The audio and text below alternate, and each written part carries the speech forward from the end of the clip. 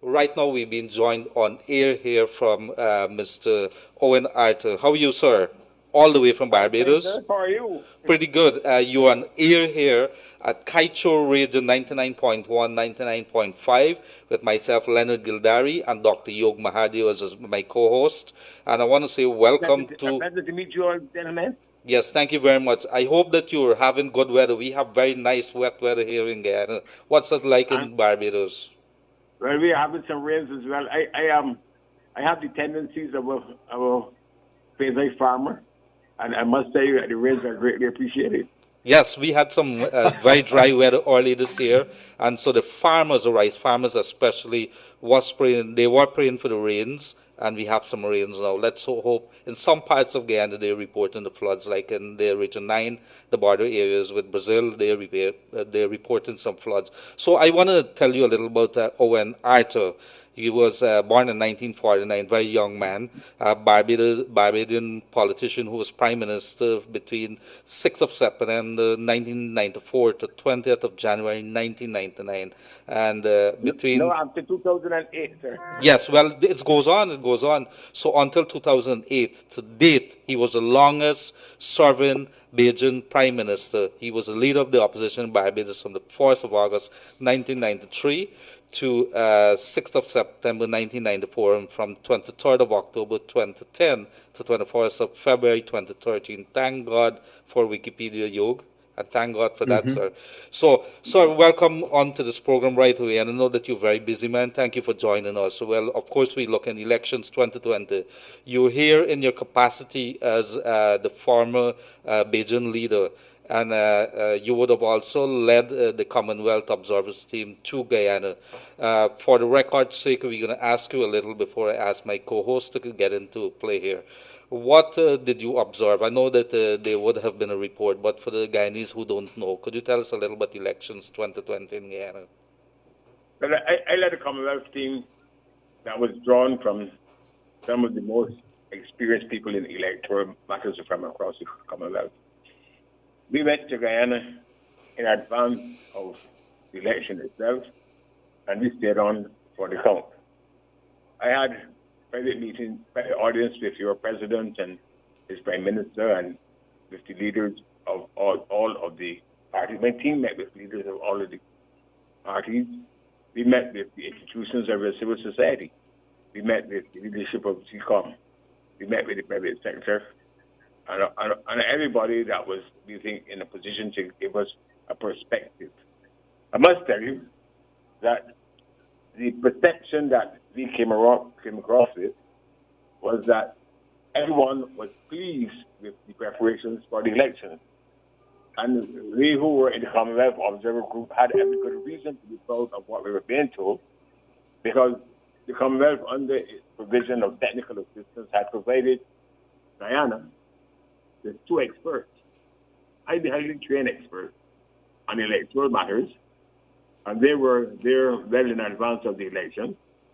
They helped us develop these and fine-tune your electoral processes. They were there on the day itself, and I am sure that one is still there, rendering assistance to GCOM. So that the Commonwealth Observer team, of which I was a member, we had access to two experts who helped to put your system in place. And they gave us the fullest confidence that the system they were helping to devise and to oversee was within the high standards of the Commonwealth. I must also say that all of the groups that we met with in advance of the day of the election itself expressed the fullest confidence in the election as well. On the election day, the Commonwealth team spread across all 10 regions. A small team from the Secretariat, the Commonwealth Secretariat, and I stayed in Region 4, and they spent the day going from polling station to polling station. I must also therefore place on record that at no station that I attended in the presence of the Commonwealth team was there any concerns about fraudulent election. Everyone said how well it was being organized and how everything was in good order. Having myself contested elections in Barbados, I would also have to tell you that the arrangements for your elections are far more scrupulous than those in Barbados.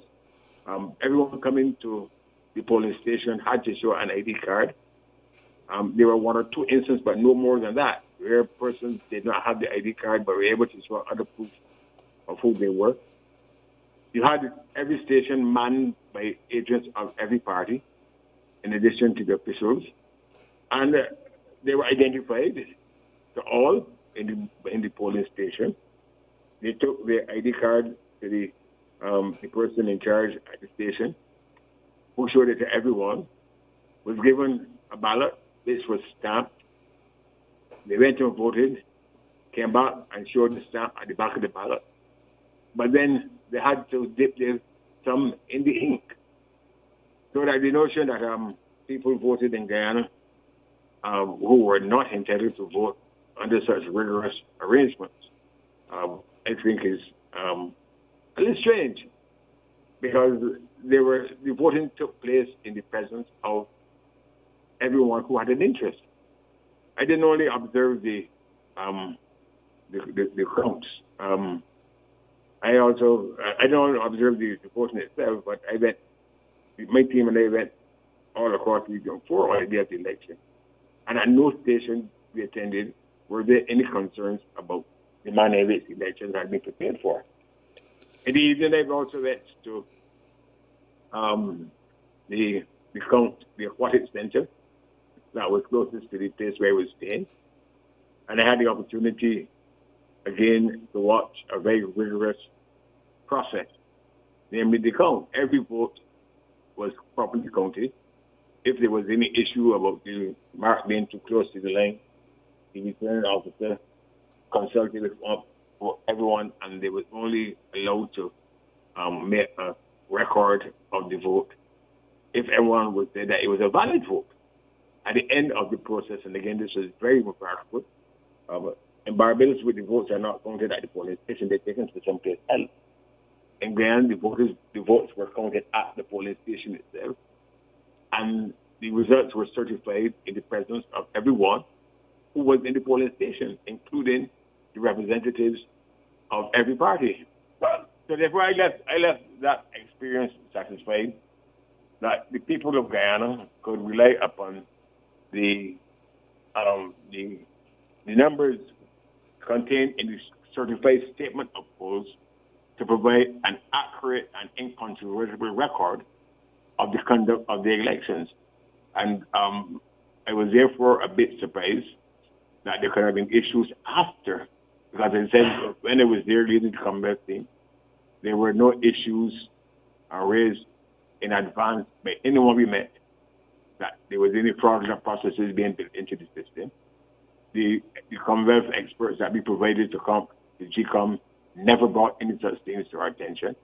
In fact, they would be, I think, greatly offended to hear now that someone could claim that they had to preside over a fraudulent system.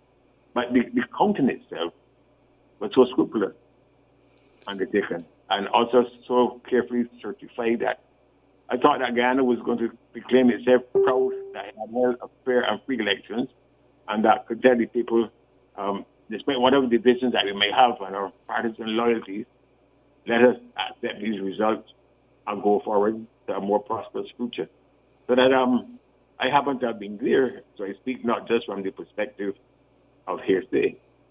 I was there with a full team that went across Guyana. On the morning after the elections, our team came back in and we were debriefed. We held meetings, also joint meetings with the other teams at the Carter Center and so on. So we didn't only rely upon our own observations and our own wisdom. And therefore, I thought that we were in a position to speak about the credibility of the election from a position of certainty.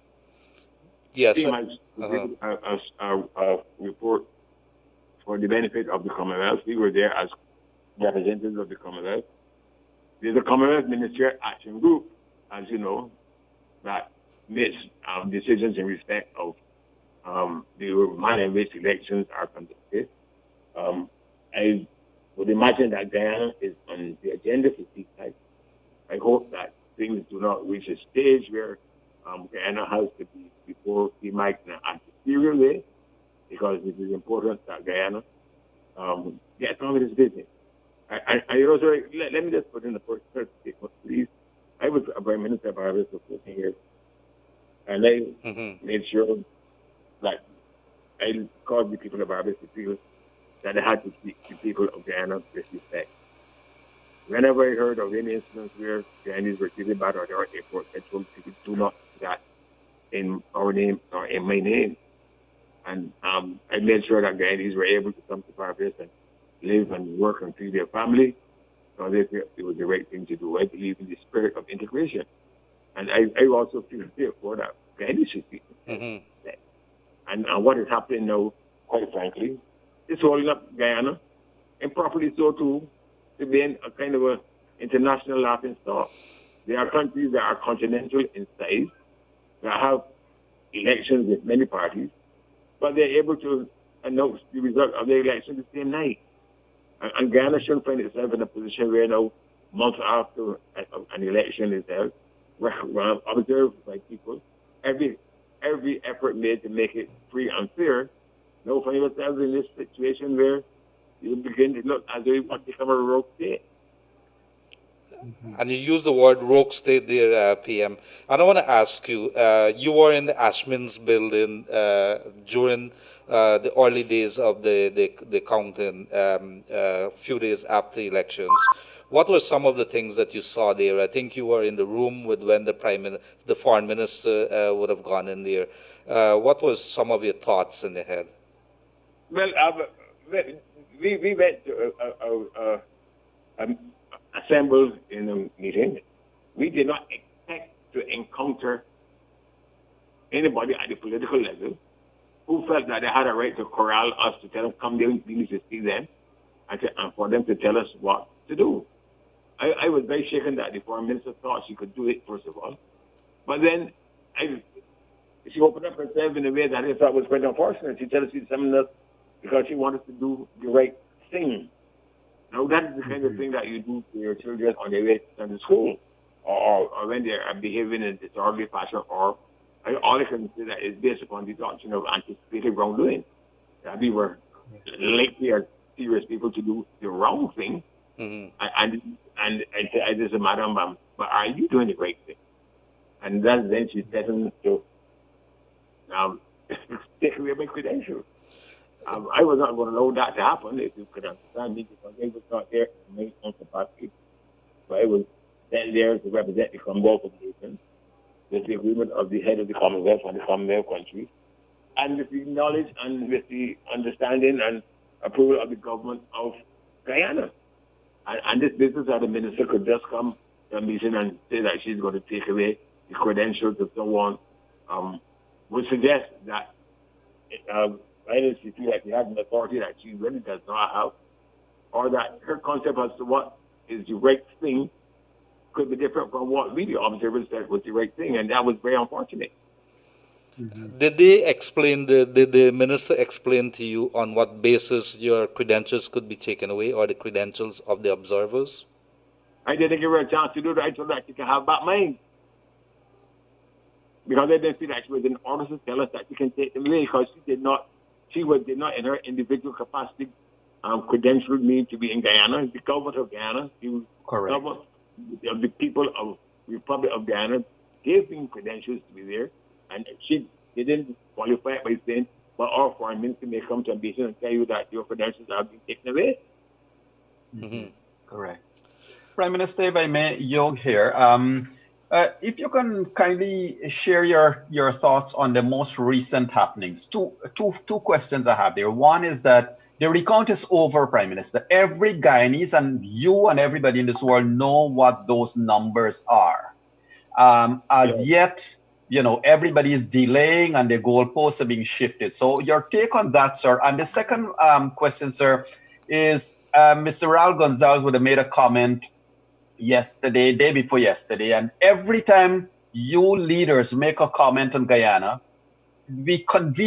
politicians conveniently forget your message and they try to beat up the messenger. What's your comment on both of those things, sir?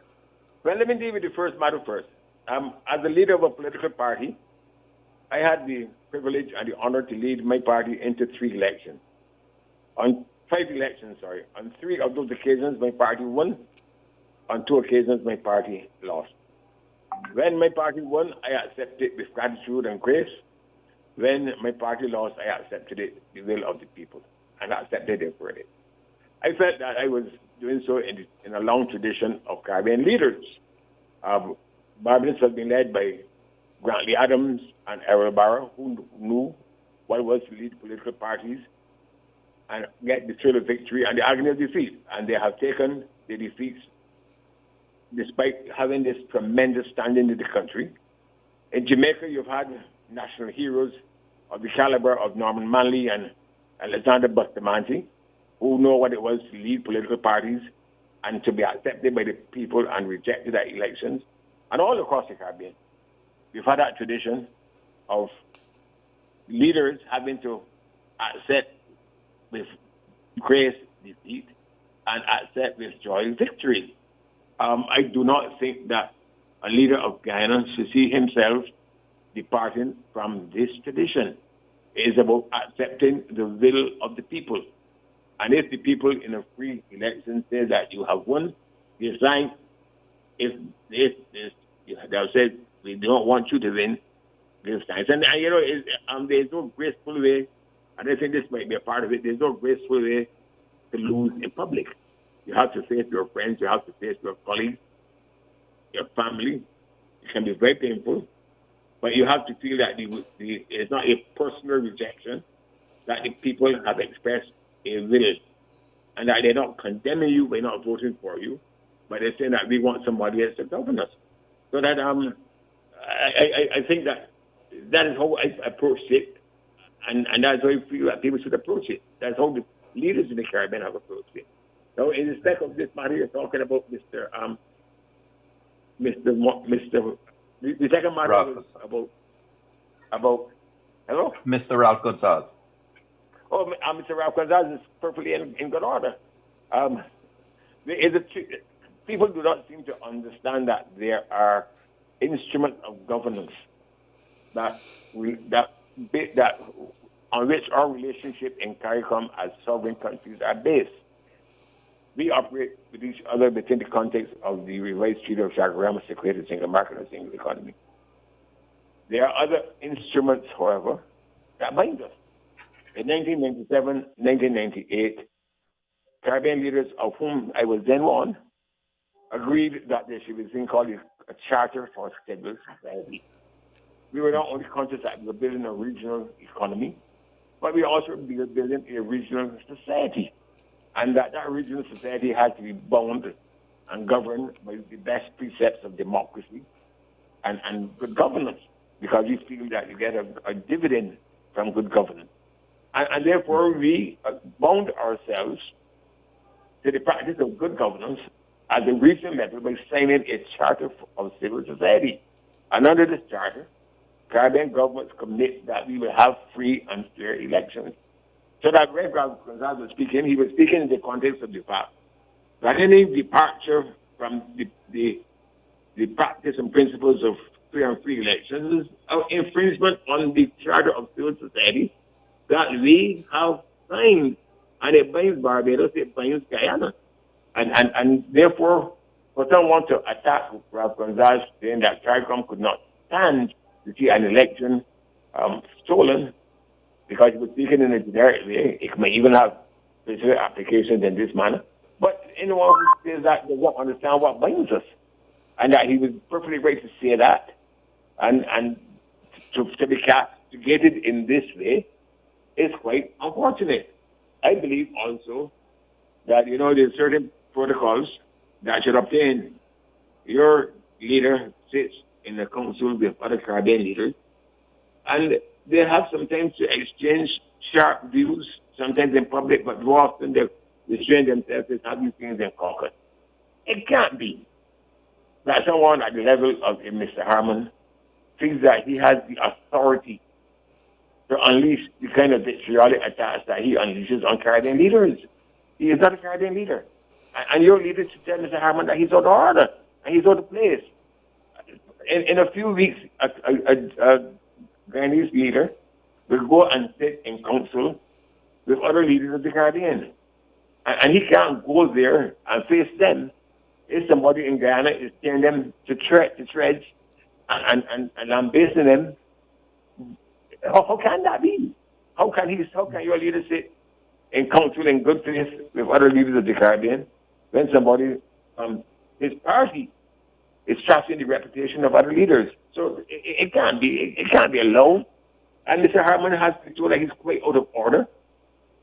And that behavior is just simply not tolerable in a society that has a charter of civil society. It can't be. But even if we didn't have the charter, I do not believe that it is Mr. Harman's place to feel that he has the prerogative, without being a leader, to talk to leaders in the way that he is. He can't be calling upon the Prime Minister of Barbados to, in public, lambaste a Prime Minister of another Caribbean country who gives him that authority.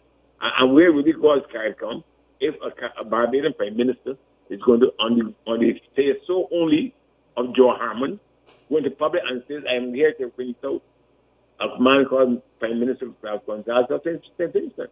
We will then devolve into we become the theater of the absurd. Yeah.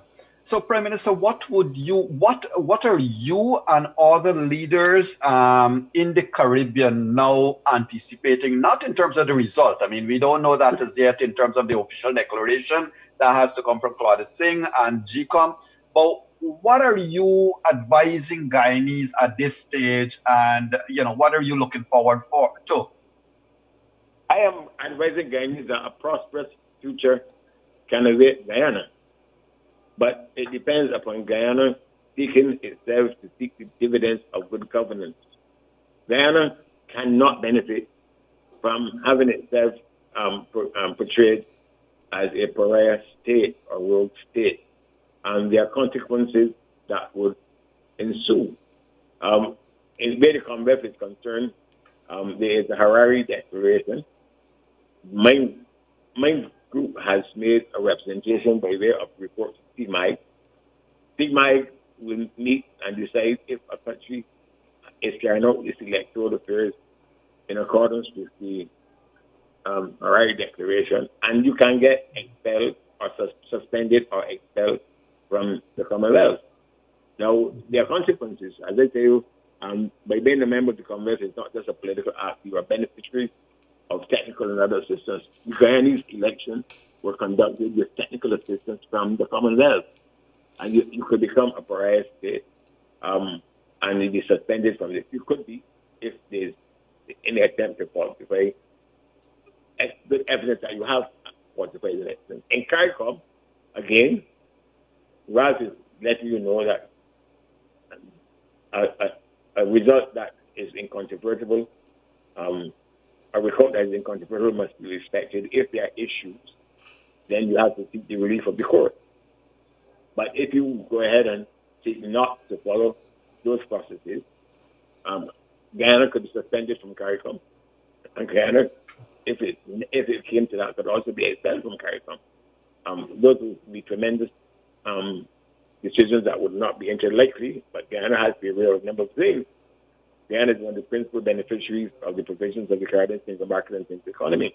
I think people would agree that you have benefited more from the provision for your citizens to move and work in other Caribbean countries than any other country. You're one of the chief suppliers of agricultural commodities and you stand to benefit under the JAG-DOA initiative. I led the Caribbean team of Caribbean businessmen down to Guyana to help them to invest in 1,000 square miles of European Union under the CSME. Now, with all that, you could put at risk. Guyana also benefits from the fact that every Caribbean heads of government conference, Caribbean heads issue a statement. The statement that they issue is to proclaim the strong support and reinforce the strong support for Guyana's territorial sovereignty and integrity in the face of a claim by Venezuela for 2/3 of your land. So CARICOM stands by Guyana and stands by Guyana on a matter of fundamental importance to the people of Guyana. Now, I am not in a position to know what would happen if Guyana is suspended, but it will become, I think it would be very difficult for CARICOM to have its headquarters in a country that is not a member of CARICOM. And there are a lot of issues that will go with that, I suppose, would have, I hope it never comes to that. But those are the implications of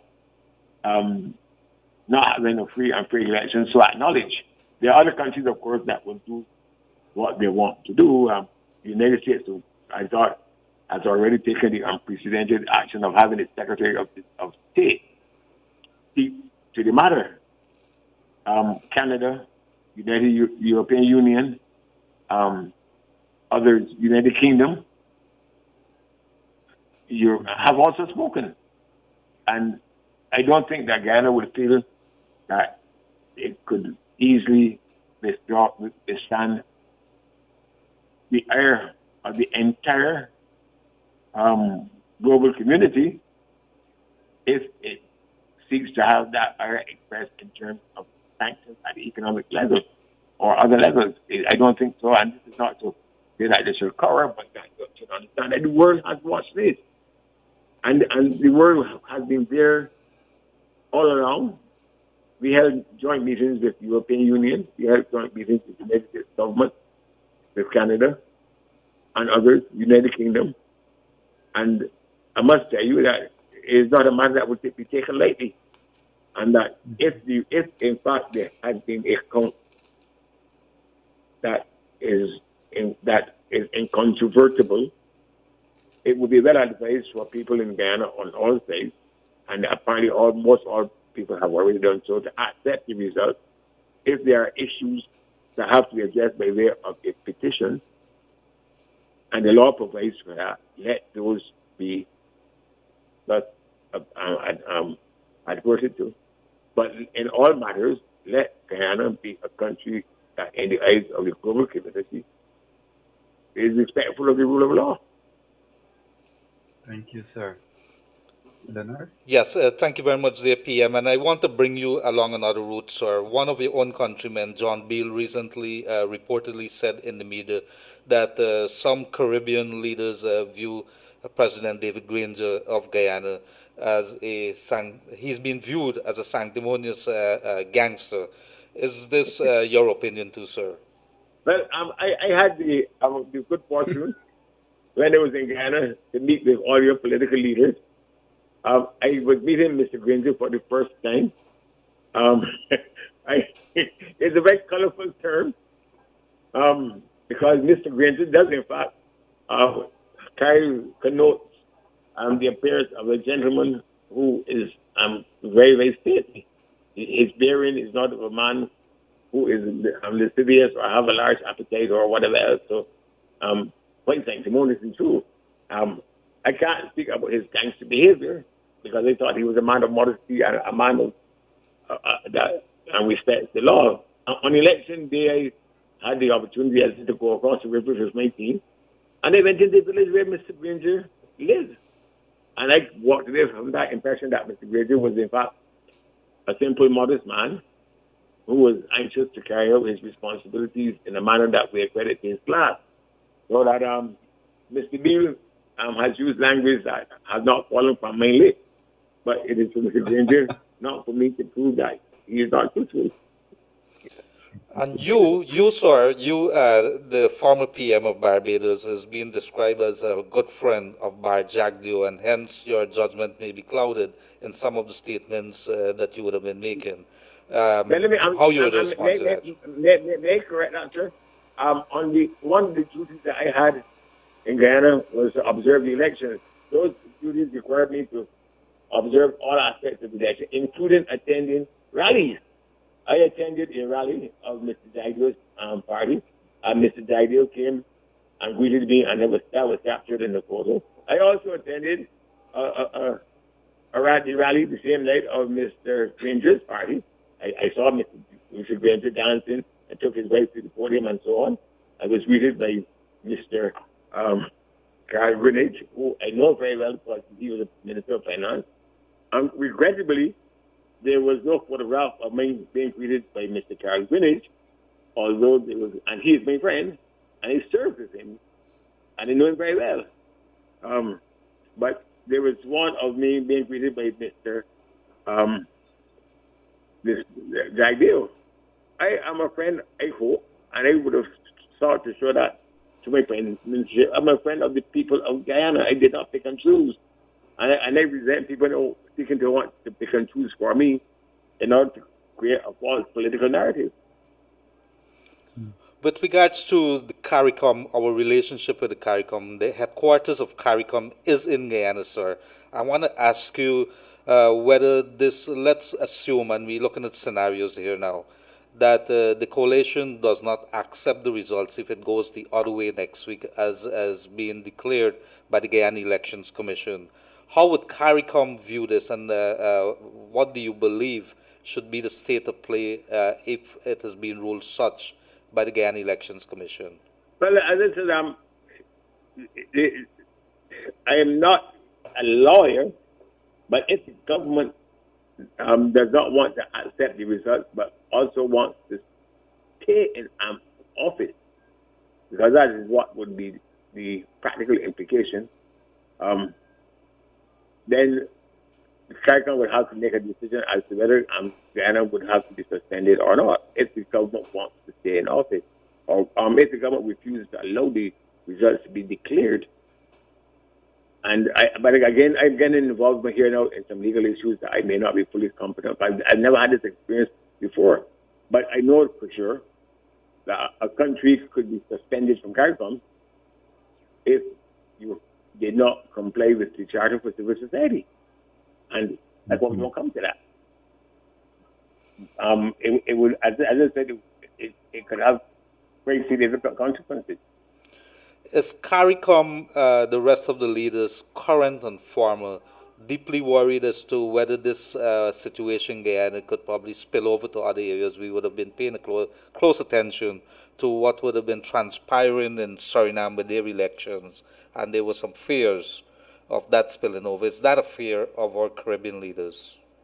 I am not now, because I'm a former leader, involved in the ordinary discussions with the leadership of the CARICOM countries, and therefore I'm not in a position to comment as to what they are discussing or not discussing.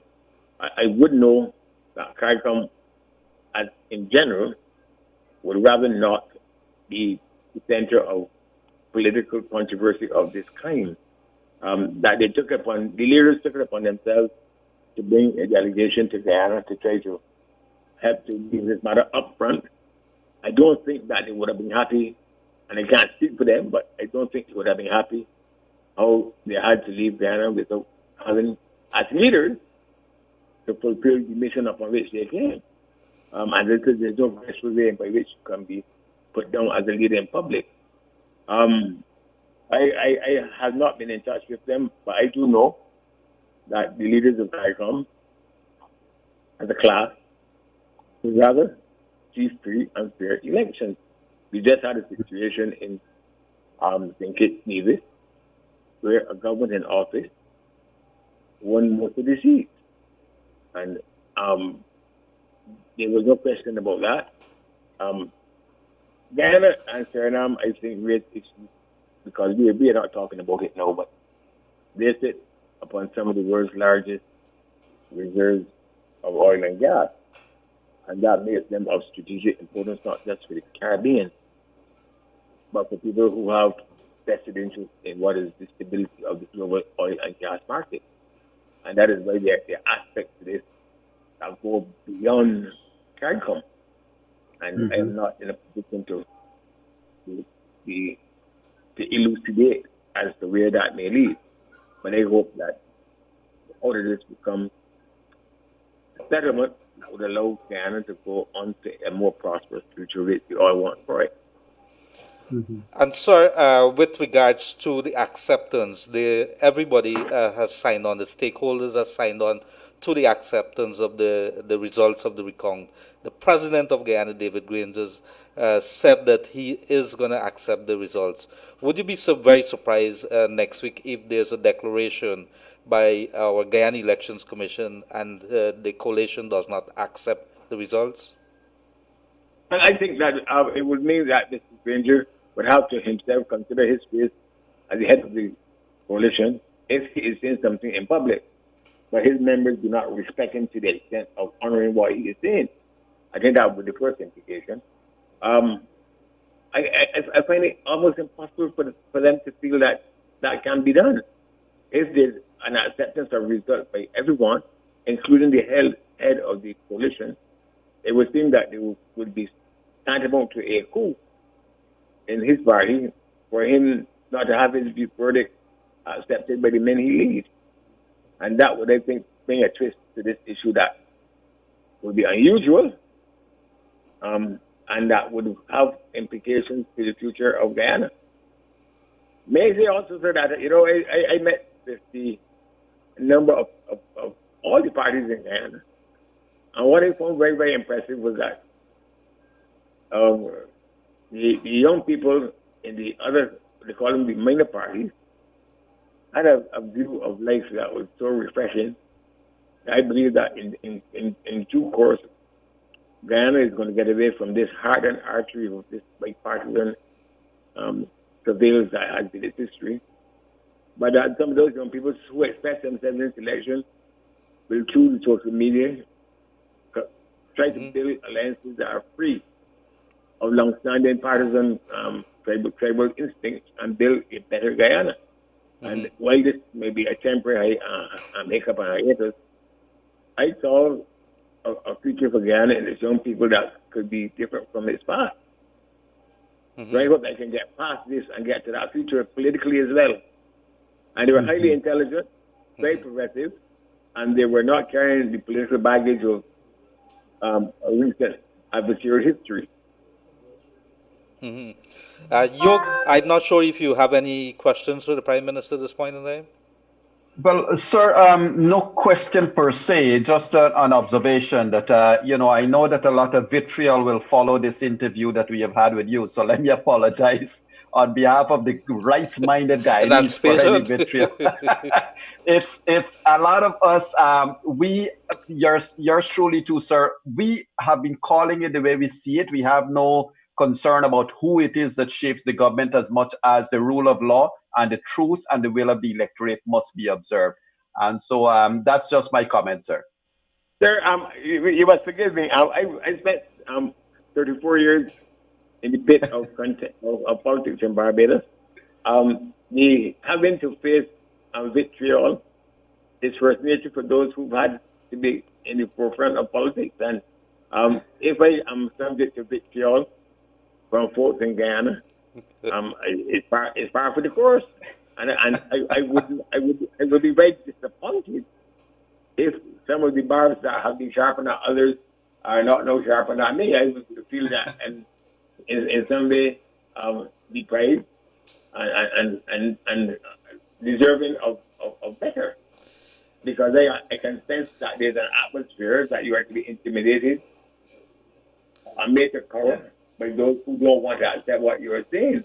I respect people's right to express a point of view. I respect their right also to attack me if they don't let me point of view, but it's not going to cause me to cover and to go under stone. No, I'm not going to do that. So that fear not for me. It is well with my soul. Yo, we could probably going to ask him for protection here in Guyana because he said, fear not for me. But I want to ask you, PM, let's assume, have you been paying close attention to the performance of our GCOM chair, very experienced High Court judge? Have you been paying close attention to the chair? What are your opinion or impression of her performance? Well, I have not been in a position to isolate her performance. I sense that she's a gracious, a lady of a lot of graciousness. I sense that she would rather want to do what is right, because I didn't see in her, from the limited amount that I saw in her, a person who would want to descend into things that are wrong. She is obviously under a lot of pressure. Part of the pressure is that she holds the balance of power in Guyana as the fifth person, or she's the seventh person in a seven-person commission. she could hold the decisive. She would hold the decisive vote. I think she's also aware that the rest of the world is upon her, Yes. and that matters to her. And I think that you will find that perhaps to be a saving grace. Her reputation is going to matter to her too. Yes. And I want to ask you this before York steps in here. Sir, if the GCOM chair delivers a declaration that is different from the recount that we have on hand, what the recount would have brought to the fore, which is that the People's Progressive Party is leading and therefore has taken the presidency, would you be surprised to a contrary decision by the GCOM chair?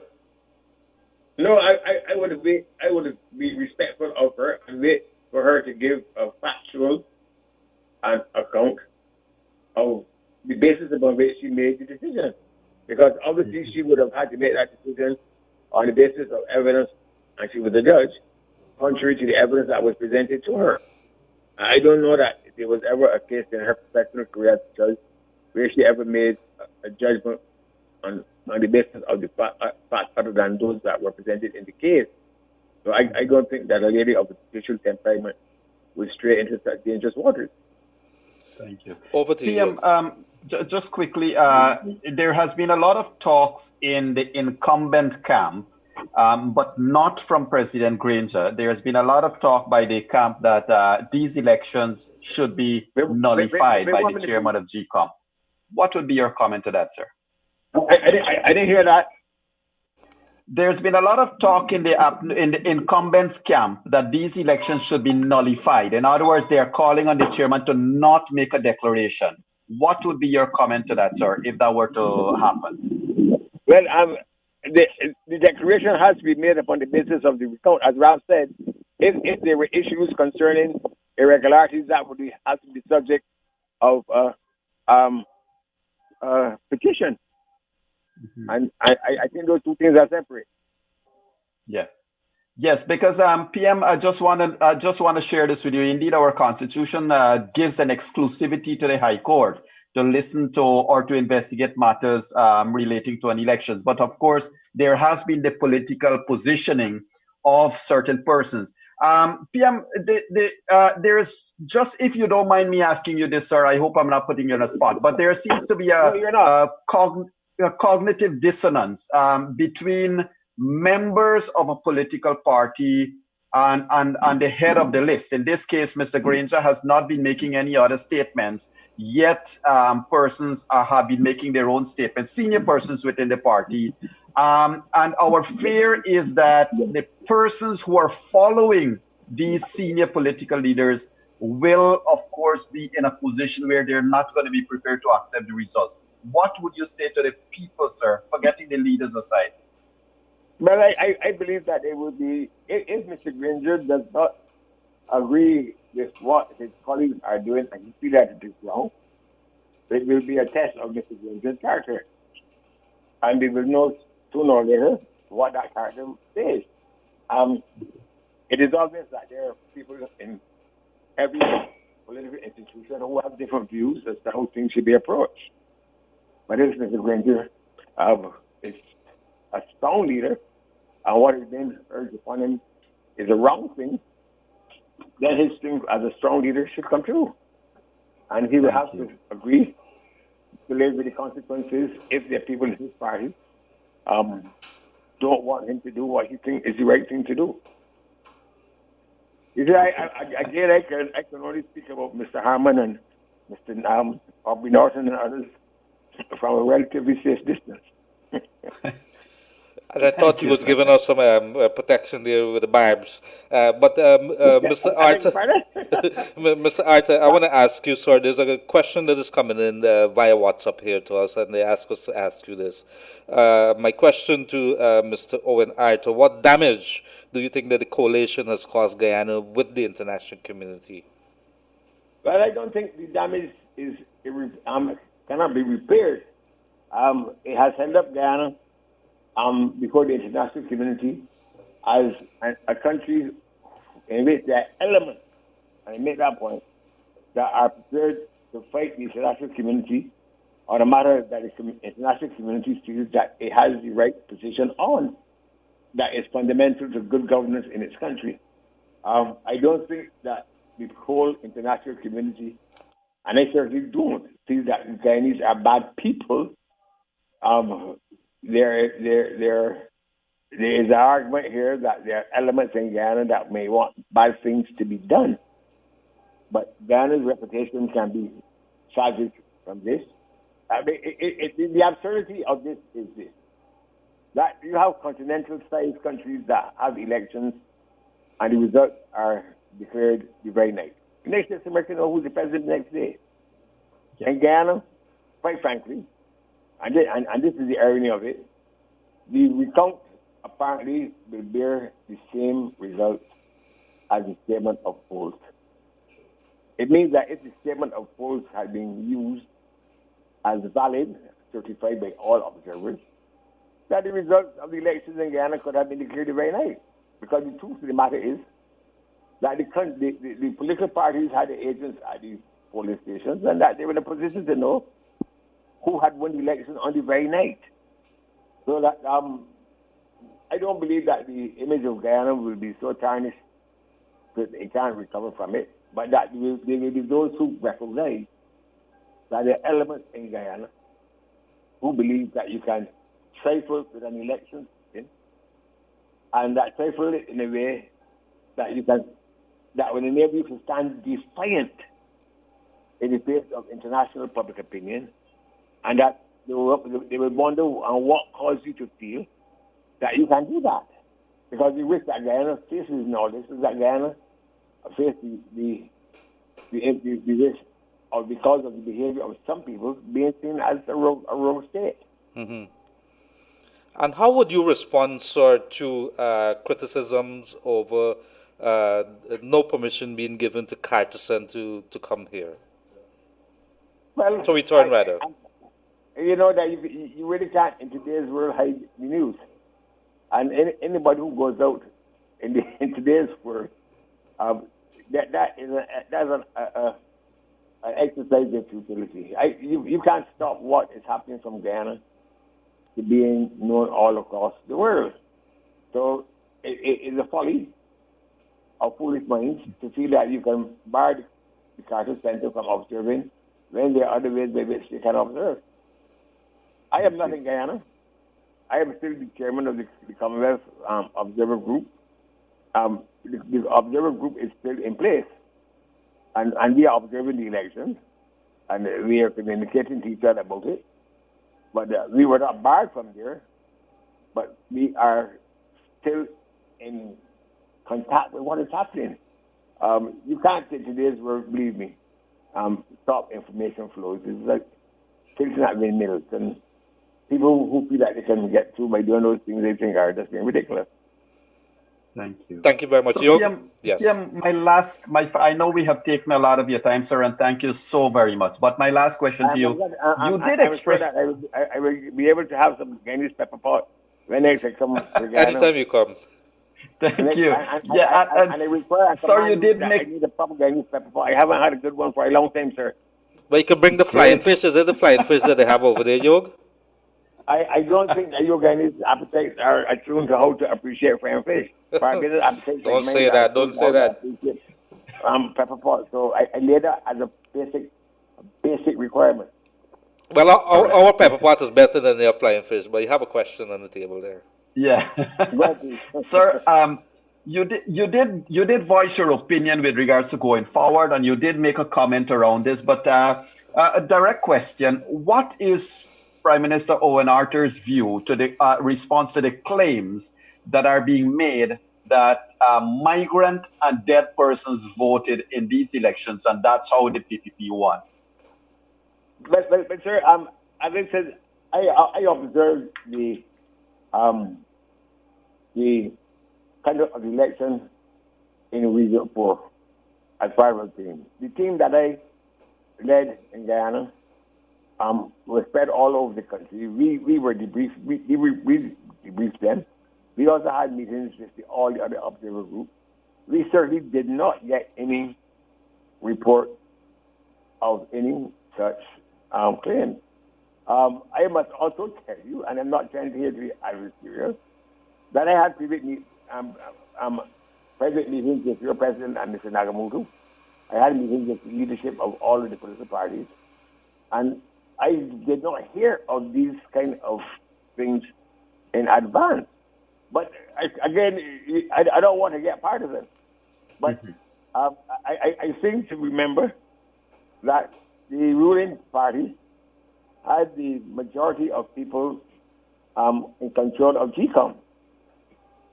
And it would seem to me that it would be an astonishing thing for political institutions to have control of the process by which an election is being put in place, for that political party to so have the election arranged to lose the election by having the process controverted, by having dead people and other people made to vote.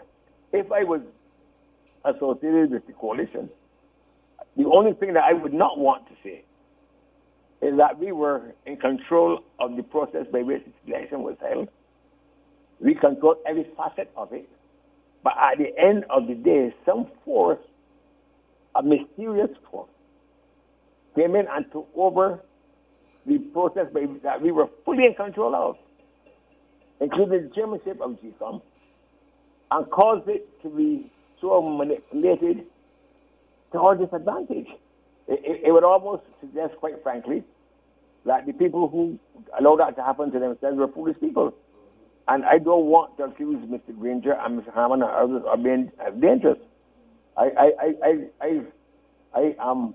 would therefore, I write circumspect in these matters, but I would rather not attribute to malice that which can best be explained by ignorance.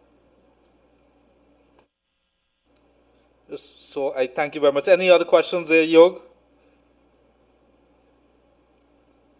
My question to the Mr. Arthur is the coalition opposition. Let me see. If the coalition, yes, there's a question here. Just I know that you're very busy, but the people. No, I decided this is the last time I'm going to speak in this matter. So, and I was in Guyana. I observed. Right. And I was happy to have the opportunity to be trusted by the Commonwealth to be there. So it's not a problem. Go ahead, sir. So I want to ask you, because in the meantime, while we're preparing the pepper pot for you, sir, is if the coalition in opposition approaches the CARICOM community for help in the next 5 years, you believe that CARICOM would accept them with open arms? I really feel that there's a generosity of spirit among Caribbean people, that we live and let live. This will pass. And there are a lot of people in Guyana who have kith and kin in other Caribbean countries. I take a particularly strong interest in Guyana's affairs now as when I was a Prime Minister, because a large part of your population who is of our pigmentation, their stock came from Barbados. And that's our kith and kin. And I really feel that the political parties in Guyana know the spirit in the Caribbean. We go through adversities and we pick up the pieces and go forward. And this too, they pass. And the things that have happened in Guyana, that those things passed. The things that happened in the Caribbean that were unfortunate, that passed. In Grenada had a revolution and a leader was killed, but we picked up the pieces and passed. So the good-natured spirit of the people of the Caribbean and the ability to deal with adversity with strength, will prevail. And that the people of Guyana will work above this too. And it is, in all of this, there's an aspect of what we're not speaking about. But it would be good if the children of Africa and the children of India could live in another country as one. As one. Thank you, sir. So thank you very much, dear sir. If you were given an opportunity to assure the people of Guyana, to advise the government, to advise the stakeholders, what would Owen Arthur, former Prime Minister of Barbados, and of course we can't take off a cap from being the chief observer for the Commonwealth, what would you say to the stakeholders, the leaders, the opposition, everybody in Guyana at this time? Well, this election will lead to a government that can be a strong, robust government because it has still two strong parties that will constitute your assembly. And it is not a one-party state where Guyana will be under dictatorship. It will be an institution where I believe that any wise government will understand that because of the narrowness of the victory, that it has to accommodate what in my career in Barbados politics, I used to call the politics of inclusion. And I still believe in that. And I feel that once there is that spirit, I don't think that you should have a government of just a national unity for its own sake, because there are consequences for losing elections. But that the spirit, when once all this is over, that is almost 50% of the people who support either parties in Guyana, that you evolve an approach to your governance that respects the fact that there is that change of opinion on all sides. Mm-hmm. And that Guyana has so much that can be going for it, that the people who win and the people who lose could feel that all can be at the table, and that is enough there for everybody. And you really have now to give yourself the chance to prepare a prosperous future for Guyana in a way that you have not done in the past. And this is what the people of Guyana should call on both parties to do. Give us a chance to enjoy the benefit and the product of what we have been endowed with, and that will enable us to enjoy a better life than we have had previously. Mm-hmm. And that is why I think they should be telling the political parties that, okay, the things are cool. We accept that. We don't have a one-party state. We have two strong parties in the assembly. Let them come and do what. And I don't expect the opposition to be in love with the government or vice versa, but that they have to be in love with the people of Guyana. Yes, well, I do thank you very much for that. Former Prime Minister of Barbados, Owen Arthur. I want to say a couple of things to you. Yes, go ahead. And before you go, let me be immodest to tell you that I make pepper pot for my friends at Christmas. You do? And yes, I do. and I was once made a pepper pot for a friend party that he was having. And again, these couples came and said that, but Barbados do not know about making pepper pot, and because I fancy myself not as a chef, but as a cookist. A cookist? So I do pepper pot myself. and that they took a tape of when I turned the tape in pepper pot, they were maybe just not enraptured, but pleasantly pleased. Well, I would like to say a couple of things to you. One, Guyanese people make the best pepper pot. Two, we have the best rums in the world, right? We have the best rums in the world. Excuse me, sir, it is so alleged. No. And third thing, I must tell you that Rihanna, one of our parents is from Guyana. So put that in your pipe and smoke it. And you had what, sir? Rihanna, your star that you have there. Our parent, yes. One of the parents is from Guyana. She has Guyanese origins here. But not only her, but the former Prime Minister of Barbados, David Thompson, his family was from Guyana. Yes, I was told that. That's right. and the relationship between Guyana and Barbados is fundamental. William's family came, I'm told, from a district in Mike that I but the Burnham family are populate an area in my constituency. And they're well known to us. Right. Very interesting.